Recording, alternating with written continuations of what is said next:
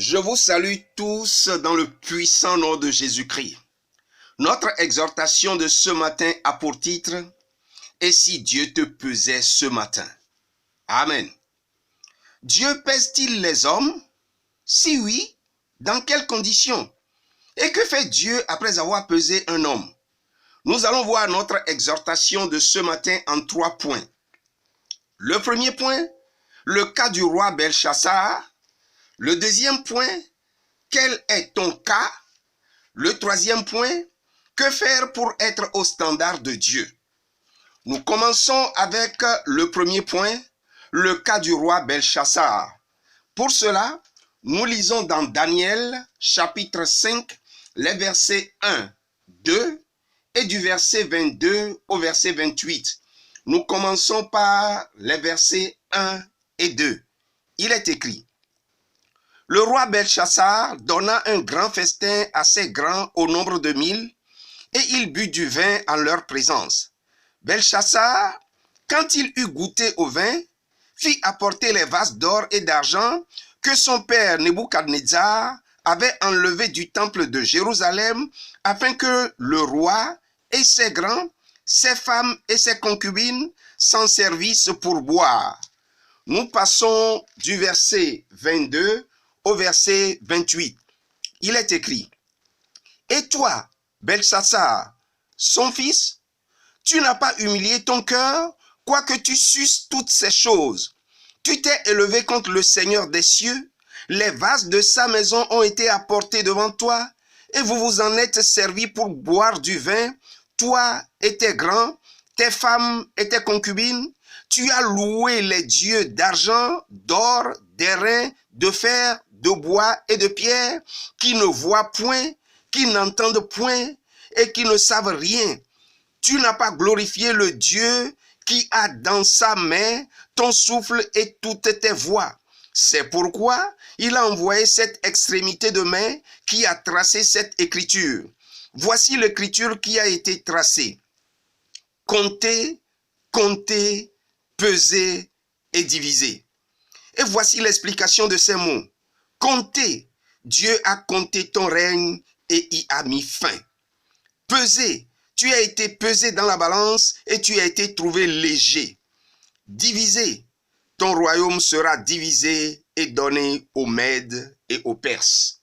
Amen. Le roi Belchassar donna un grand festin dans son royaume. Après avoir bu du vin, il fit apporter les vases d'or et d'argent que son père Nebuchadnezzar avait enlevés du temple de Jérusalem. Le roi, ses dignitaires, ses femmes et ses concubines s'en sont servis pour boire du vin tout en louant et célébrant de faux dieux.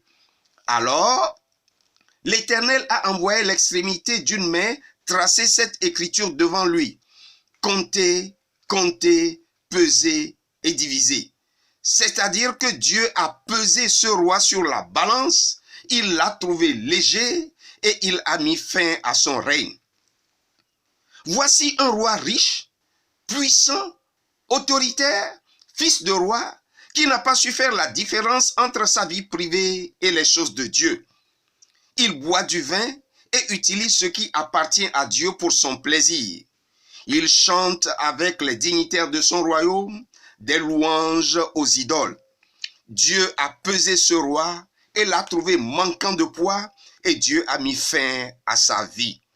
Il a défié Dieu et Dieu l'a pesé pour mettre fin à sa vie. Nous passons au deuxième point. Quel est ton cas? Sais-tu pourquoi Dieu t'a créé?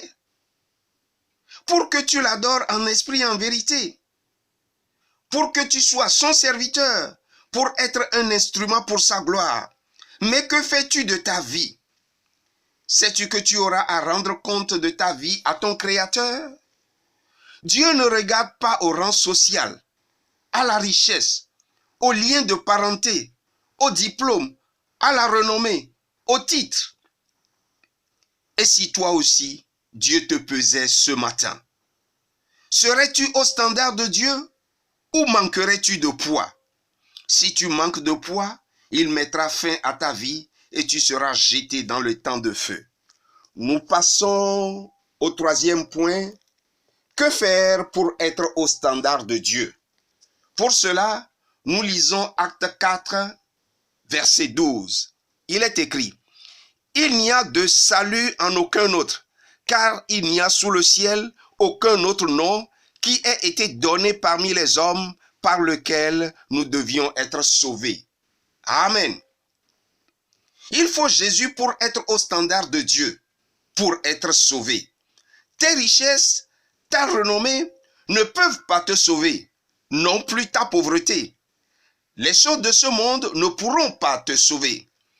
Si courageusement, tu reconnais ton état ce matin et tu prends la décision d'accepter le Seigneur Jésus-Christ comme ton Seigneur et ton Sauveur personnel, tu seras au standard de Dieu et tu ne manqueras plus de poids.